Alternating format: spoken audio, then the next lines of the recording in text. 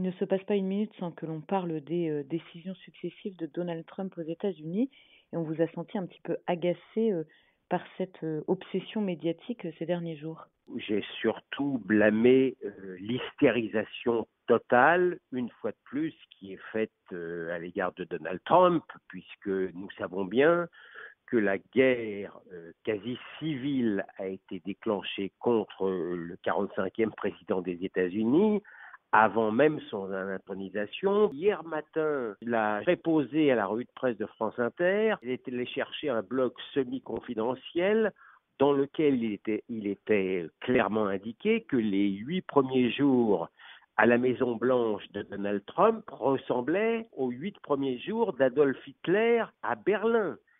Voilà donc dans quel cadre rien moins que bienveillant et rien moins que rationnel on regarde les actes, encore une fois, d'un président qu'on n'est pas obligé de trouver comme formidable. Donc tout ce qui concerne Donald Trump devra de toute manière être jugé à l'aune de ce manque d'objectivité-là.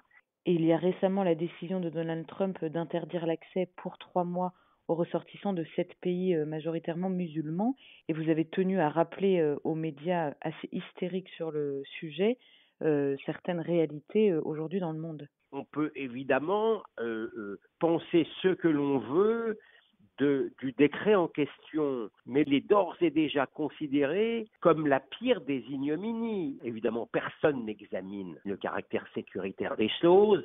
La presse convenue, qui avait fait profil bas après avoir prétendu qu'il n'y avait aucun danger chez les migrants venant de pays islamiques en matière de sécurité antiterroriste, avait un tout petit peu fait profil bas lorsqu'il s'est passé ce qui s'est passé en Europe, en Allemagne et en France. Eh bien aujourd'hui, le sang des victimes a séché et elle a considérablement le verbe haut. Je rappelle simplement que le président Obama lui-même, qui est entré aujourd'hui dans une sorte de contestation totale du président démocratiquement élu pour le remplacer, a lui-même interdit d'entrer sur le territoire des Irakiens en 2011. Et je rappelle surtout que les pays cités par Donald Trump interdisent d'entrer sur leur territoire tous les citoyens israéliens. Je n'ai pas lu une ligne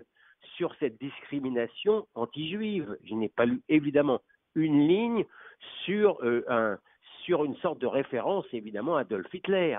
Et qu'est-ce que ça dit selon vous de la manière dont sera traité médiatiquement, ce mandat de Donald Trump? On est dans une sorte d'abomination totale, de guerre à outrance déclarée, et nul ne sait, au moment où je vous parle, à commencer par celui qui vous parle, nul ne sait comment ça va finir.